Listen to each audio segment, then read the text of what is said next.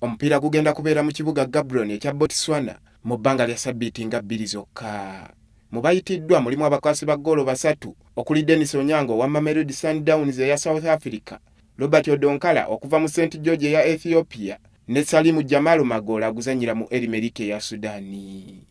Abazibizi kuliko Dennis Iguma aguzannyira mu Al Ahly mu ggwanga lya Lebanon, Isaac Isinda asambira mu St George eya Ethiopia, Mulushidi Juko wa Simba eya Tanzania, Hasani Waswama Wanda azannyira mu Al Shote eya Iraq ne Joseph Ochaya aguzannyira wano ewaka mu kilabu ya KCCA. Abawuutanyi kuliko Mike Azira asambira mu Colorado Rapids mu America, Moses Oloya asambira mu Bechamex Bin Diongo mu ggwanga lya Vietnam, Khalid Aucho owa Gor Mahia eya Kenya, Tone Mawejja asambira mu Thota mu ggwanga lya Iceland, William Kizito Luwaga azannyira mu Feyerinze eya Portugal ne Godfrey Walusimbi owa Gor Mahia eya Kenya.